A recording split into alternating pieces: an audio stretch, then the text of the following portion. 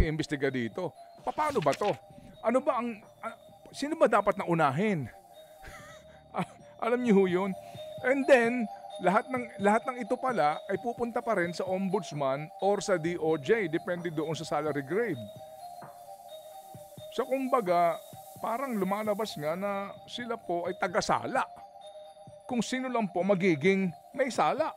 So alam na rin nila, siguro may ano na rin sila, may inside info na rin sila na may mga kasama dito na may matindi ang political influence. So ayaw din nila mangyari yung nangyari in the past sa mga corruption issues dito sa Pilipinas na ang laging napapanagot ay laging mga maliliit na isda. So nandito po klarong-klaro, alam mo, etong panawagan na ito, hindi to masyadong maganda pag nabasa to ng mga investors natin, ha? May problema na nga, sa totoo lang, ano to nagsanib puwera sa mga business sector to appeal to our president na gawin mo na agad ito. Pero hindi mo na kinakailangan maging ekonomista para maintindihan po yung kanyang binabanggit po. Nagsasanga-sanga po itong problemang nililika ng korupsyon na ito. Yung pong kalamidad, sabi nga po, yan po ay dulot ng klima. Kumbaga yan po force majeure, wala ho tayong control dyan sa mga bagyo at mga lindol. Pero nagkakaroon yan ng koneksyon kasi nga doon sa sinasabing paghahanda. Hindi ba paulit-ulit na lang, hindi handa ang ating mga silid-aralan, hindi handa itong ating mga evacuation center, paulit-ulit na lang. Kasi nga din po sa usapin ng hindi ginagamit sa tama yung pera ng bayan. Hindi ho ba? So kumbaga po, talagang kung pupuntahan natin ang pinag-uugatan ng lahat ng ito, corruption ho naman talaga. Okay? Corruption naman talaga ho, na kung saan din naman, baby girl, nang dahil dito, tumutumal ang negosyo. Kasi nga, yung mga negosyante... Nawawalan ng gana. Basahin mo nga, ito po ha, itong statement nila in full. Opo, nagsama-sama po sila, ang dami pong grupong ito. Panawagan sa presidente po ng Pilipinas. Kasi mukhang sila mismo po, ramdam na ang epekto sa kanilang negosyo din. At maging sa kanilang perhaps mga partners na mga dayuhan sa kanilang mga negosyo. Ayan. Basahin natin. Ito pong urgent appeal to His Excellency President Ferdinand R. Marcos Jr. We, the major business organizations representing members across all sectors, large, medium, small, and micro enterprises, are co-signing this resolution, urgently calling on your administration to address, without delay, the historic, massive, and unprecedented corruption scandal crippling our flood control and infrastructure projects, a crisis that has eroded public trust and now threatens our national security. We have contributed to national funds through taxes locally and nationally and have paid additional assessment of taxes. We provided many fees to enable us to do business, yet trillions of pesos supplied and intended to protect our communities from disasters have been squandered through ghost projects, substandard work, and inflated contracts. This is more than financial loss. It is a fatal breach of public trust that leaves our people vulnerable and outraged. We therefore urge His Excellency to immediately and transparently adopt the following measures. Empower the Independent Commission on Infrastructure with full legal authority and independence to conduct a swift, comprehensive investigation free from political influence. Prosecute all those responsible, impartially, and without regard of rank, position, political affiliation, or personal relations. Implement institutional reforms. Ensure restitution of ill-gotten wealth and embezzled funds of the government, and strengthen procurement and oversight systems, preventing future abuse. Provide regular updates on the progress of investigations and reforms, and to publicly disclose all audit findings to demonstrate genuine commitment and credibility.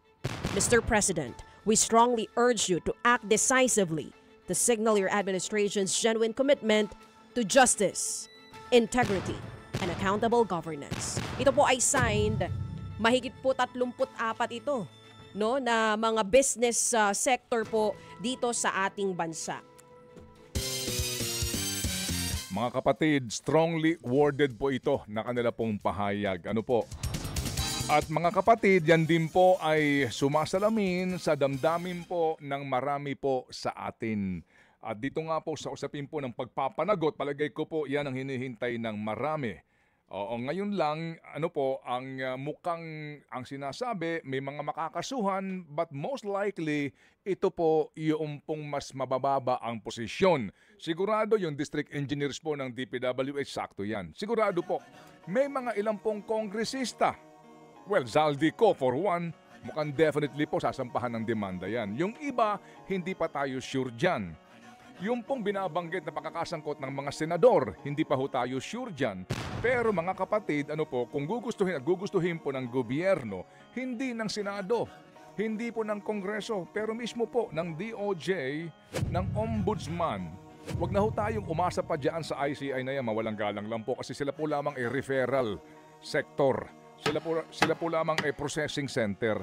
Kung gugustuhin po, yung paglalim sa investigasyon, kakayanin po naman nila yan. Halimbawa, yung mga nagkikwento, sabi nga, pag kwento-kwento lang, hindi ebidensya yan. Kinakailangan ng karagdagang pong hindi lang informasyon, kundi ebidensya. Pero doon sa mga kwento po na sinasabi na sila mismo ay naghatid ng pera, tignan natin kung talaga pong sila po ay sisisid ng mas malalim doon sa kwentong iyon, nang sa ganon, magkaroon po ng ilang pangkatibayan para patunayan yung kwentong iyon. Dahil kung dito po mga dilis lang na naman ang mapaparusahan, makukulong baby girl, hindi matatapos itong isyong ito. At tayo po'y mumultuhin ito hanggang sa susunod na taon. Nanganganak na po ito ng problema mga kapatid. Ano po? Nanganganak na ng problema kasi ngayon, wala kang negosyante makakausap na maganda sinasabi tungkol sa gobyerno. With all due respect, mawalang galang lang po. Meron ba?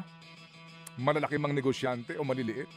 Ngayon po lumalabas po, may mga ganun ng usapan na talagang kinakailangan po dito ng pagpupurga sa napakaraming ahensya po ng gobyerno. Ang tanong lang dito, kailan natin mararamdaman itong sinasabi po ng grupo ng mga negosyanteng ito, yung kanilang paghingi ng agaran na pagpapanagot sa mga responsable at pag-aayos po sa bulok na sistemang ito. Nasabi nga ni Professor, ni Doktor kanina, ay pinagsasamantalahan ng mga kasama sa sistema at nakikinabang sa sistema. Hindi po ba? Think about it. Ang panawagan nila, hustisya, integridad sa investigasyon, mabuting pamamahala ng gobyerno. Sabi nila, we are urging the excellency, gawin po ito ng mabilisan, kumilos na po agad. Matapang po ang kanilang pahayag. Sanib Puwersa, unity po. Itong iba't ibang grupo ng mga business, malalaking business po ito, maging yung maliliit, para nga po sa panawagan na may mapanagot na nagbigay sila ng 4 na agaran na malinaw na dapat gawin ng gobyerno para po hindi masyadong maapektuhan yung ekonomiya ng bansa. Ngayon kasi apektado na. Mga kapatid, 4.6 billion pesos araw-araw ang inuutang natin para patakbuhin ng gobyerno. 4.6 billion pesos. At yung 4.6 billion na yan, mga kapatid, ay inuutang. Ibig sabihin, even before mangyari itong skandalong ito, nangyayari na pala, na utang tayo ng utang para ponduhan ang ninanakaw nila. Yan po ang klaro, mga kapatid.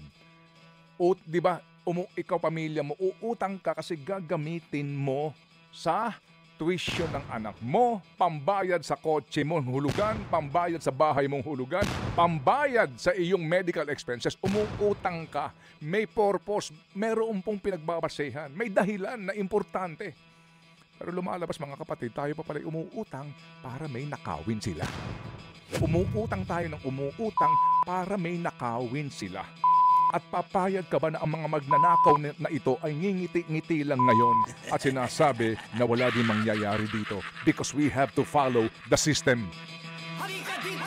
Pinakausap kita! Pinaka-favorite part ko dito, nung sinabi ng ating business group na kami nagbabayad ng buwis, nag-aambag sa pondo ng bayan. Ngunit sa kabila nito, ang sabi nila nakalagay doon, trilyong piso na dapat sana'y inilalaan daw po sa proteksyon ng ating komunidad, napunta sa ghost at substandard projects. Kung hindi ka pa galit na nakikinig ngayon sa aming programa, bilang Pilipino, hindi ka pa rin galit, hindi ka dismayado, mukhang there is something. Mga sakit! Mga kapatid, Kung hindi ka Tuloy. pagalit, bakit?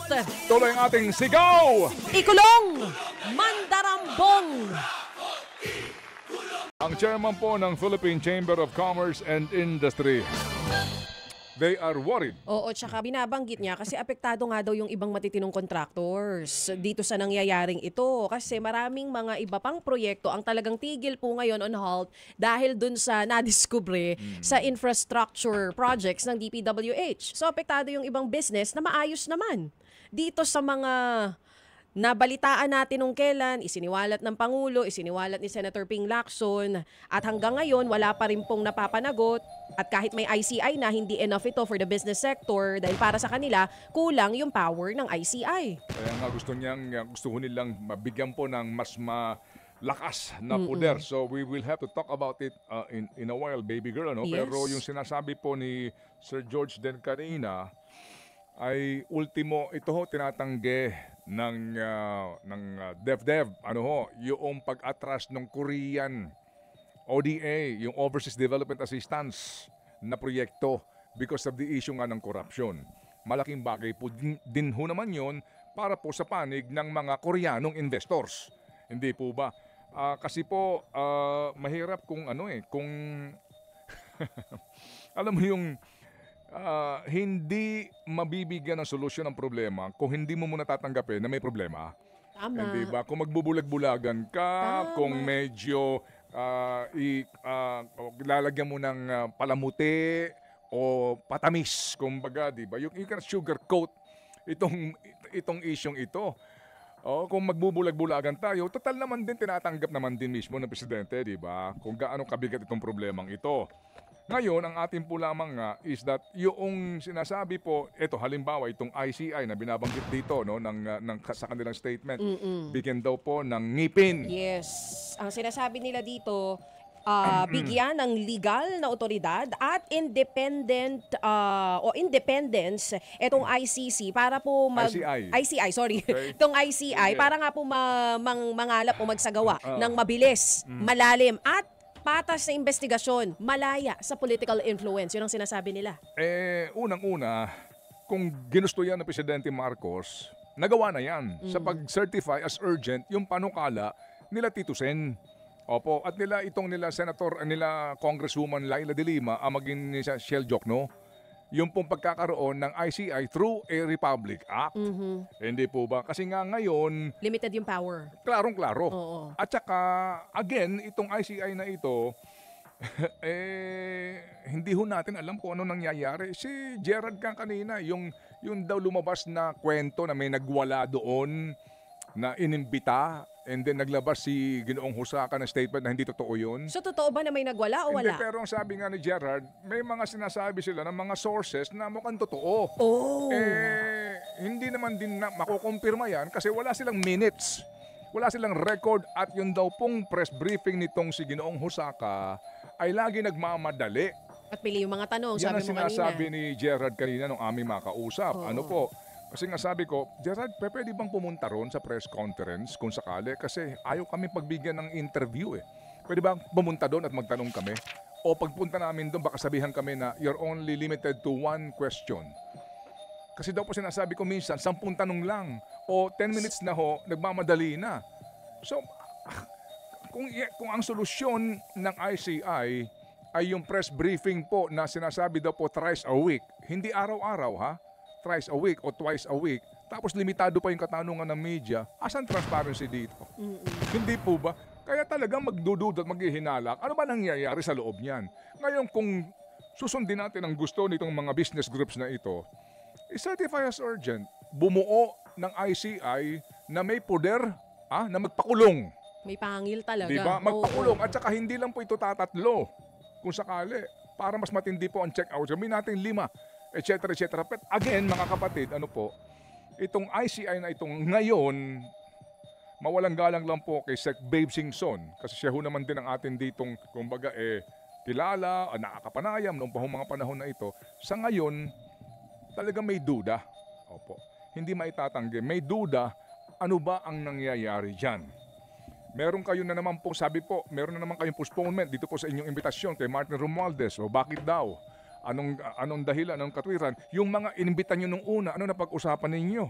Yung sinasabi po na may mga naghatid raw talaga ng pera, nag-abot ng pera, ano na nangyari doon?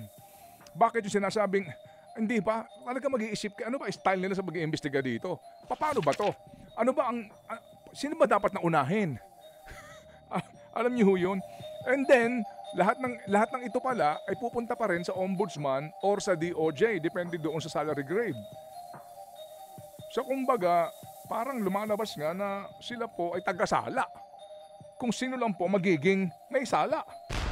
Ganun ba yun? Ayun po ang iniisip ng iba kasi nga po sa kawalan ng transparency sa isyong ito. Ngayon, mga kapatid, Sige, ituloy mo. ayoko nga. Ay, hindi, sige na, ituloy mo lang. Ayoko nga. Oo. Kasi alas 8. Pero siguro kahit na tayo magngangawa dito hanggang bukas, hindi naman makikinig sa atin ng presidente Pero para okay. i-certify as urgent Naku. yung pagkakaroon niyan. Naku, hindi tayo sigurado, malay mo naman, mapakinggan. Mas okay na yung nagngangawa tayo kaysa wala tayong ginagawa. Mas okay na yung nag-iingay tayo, baka sakaling mapakinggan at may mabago. Isa pa sa gusto nitong business sectors, mga kapatid, ay kasuhan nga daw po at panagutin lahat ng may sala. Ano man yung ranggo, posisyon, kaya may connection sa politika, personal o relasyon. Gawin daw ng makatarungan at pata. So alam na rin nila, siguro may na rin sila, may inside info na rin sila, na may mga kasama dito na may matindi ang political influence. So ayaw din nila mangyari yung nangyari in the past sa mga corruption issues dito sa Pilipinas na ang laging napapanagot ay laging mga maliliit na isda. So nandito po klarong-klaro, alam mo, etong panawagan na ito hindi to masyadong maganda pag nabasa to ng mga investors natin May problema na nga, sa totoo lang, ano to nagsanib puwera sa mga business sector to appeal to our president na gawin mo na agad ito. Dami nito. Ano to for kailan nila huling ginawa to? Association of International Yan. Shipping Lines. Oh, sige, tuloy mo. Association of Petrochemical Manufacturers of the Philippines. Oh. Capital Markets Development Foundation Incorporated. Employers Confederation of the Philippines. Oh. Healthcare Information Management Association of the Philippines. PhilChai, kasama din dyan. Alright, Philippine Chamber of Commerce and Industry. Okay, Federation of ano ito? Chinese Chamber ba ito? Oo, Federation of Filipino-Chinese Chambers of Commerce and Industry Incorporated. Kasama din po dito ang Association of Certified Public Accountants in Commerce Federation and of Philippine Industry. Industries Incorporated. Fintech Alliance, kasama din. Financial Executives Institute of the Philippines. Yan. Alright. Fintech Alliance Philippines, Okay. Fintech Philippines Association, Good Governance Advocates of the Philippines, Institute of Corporate Directors, International Chamber of Commerce Philippines. Kasama din ang IT and Business Process Association of the Philippines. Marami pang iba, sabi ko nga po mahigit 34 Isa-isahin po mo ito. kasi, Makati Business Club, Ayan. Justice Reform Initiative, Oh. okay, Business IT and Business Process Association of the Philippines, ICC Philippines, may ICC pala Philippines, Oo. Institute of Corporate Directors, meron pa dito Philippine Chamber of Commerce and Industry, The Voice of Business, PhilExport, Philippine Food Exporters Confederation, Philippine Franchise Association. Tuloy mo pa. Philippine Hotel Owners Association Incorporated, Philippine Plastics Industry Association, Philippine Retailers Association, Philippine Steel Makers Association, pati pala mga taga-JA Max kasama dito. Philippine Young Entrepreneurs Association, samahan sa Pilipinas sa mga industriyang kimika. Supply Chain Management of the Philippines, Tax Management Association of the Philippines, Women's Business Council Philippines, Filipina CEO Circle, Healthcare Information Management Association of the Philippines, o HIMAP or HIMAP. Opo, sabi ko talaga dito, no? The historic, massive, and unprecedented corruption scandal crippling our flood control and infrastructure project, a crisis that has eroded public trust and now threatens our national security. Ang hindi lang nakapirma dito itong kapisanan ng mga magnanakaw sa gobyerno ng Pilipinas. Hindi sila mga business group. Ay, sorry. Monkey business kasi yun. Hindi sila legit, boy. Hindi sila kasama doon. Sandali lamang, guys! Kapag komportable po yung biyahe, ay talaga naman ang sarap